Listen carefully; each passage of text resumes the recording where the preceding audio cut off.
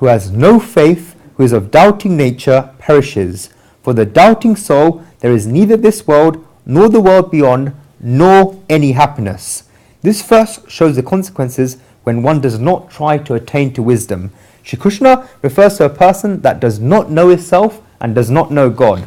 First of all, you should have wisdom, because Shri Krishna says that knowledge leads to wisdom. If a person has no wisdom, knowledge, and then it's fine, he's on the path of wisdom and is on his way to success. If he is on this path, then he must have faith.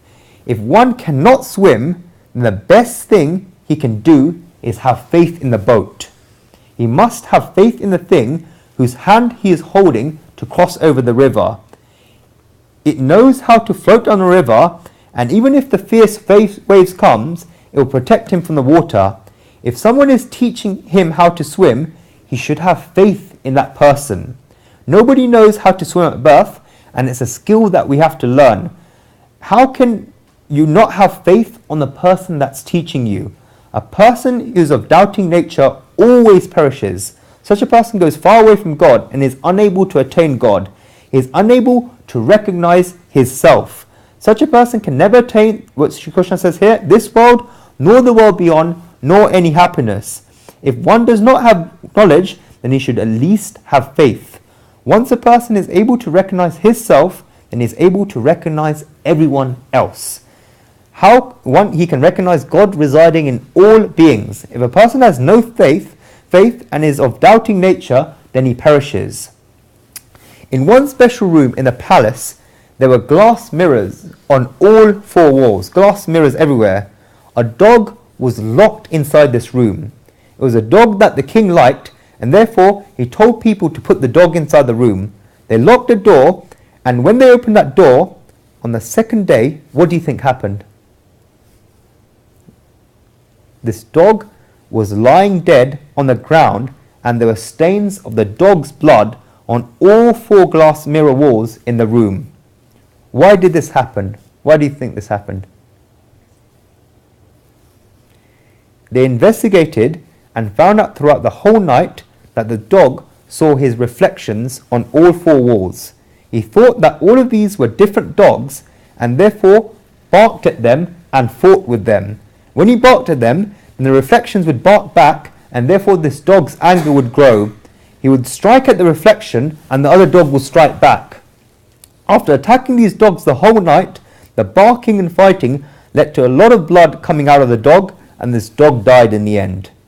Who did he fight with? Who did he fight with? God? Himself. He fought with himself because he did not know that the thing in front of him was just a mirror, and the reflection was not another dog but himself. The dog never saw himself, but he did not know what he himself was like. If he knew what he was like, then he would be able to see the mirror and realize that this was himself. Every individual is in the same state as this dog. Until we do not know the self and attain our own form, there are mirrors in all four directions in this world. Every person's inside is a form of Brahman, God, and every person has a supreme being, God, residing in them, but then unable to see this, and therefore they create friction on the outside. There's this pushing and pulling going on, and this creation of friction through all of this means that one does not realize where his life has gone all these years.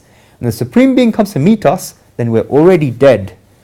We were meant to meet the Supreme Being while we were alive, but we die by the time the Supreme Being comes. We were meant to attain the Supreme Being in this body, but it's only after we die that this happens, and it's God's grace that He comes to take us. The reason why people who are unable to achieve this is because they do not, like the dog, they do not recognize their self. God is not a stranger to one who recognizes himself, and such a person sees God everywhere. When one sees God everywhere, then he can never be unhappy. It is a quality of wisdom that it sees happiness even in sadness, and it's a quality of ignorance that it sees sadness even in happiness. A person may have wealth, but if he is ignorant, then he'll start getting sad because he keeps worrying about whether the wealth that has come would last, and what he should where he should donate to make it last. He thinks about all the other people who had wealth but who subsequently lost it, and he tells himself that the same thing should not happen to him.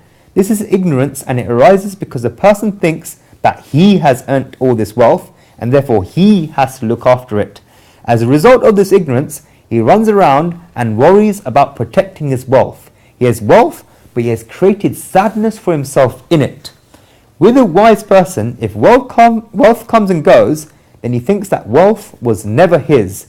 He has not come into this world with anything, and he is content with whatever God gives him. If God takes something from him, then he knows that it was God's wish, and the matter is now finished. One would normally be sad when he loses his wealth, but such a person finds happiness, satisfaction, and peace even in sadness. This is an attribute of wisdom. By this, I do not mean that such a person doesn't make any efforts or applauds when he loses wealth. He makes efforts, but he is ready to accept any consequence or outcome that occurs because of wisdom.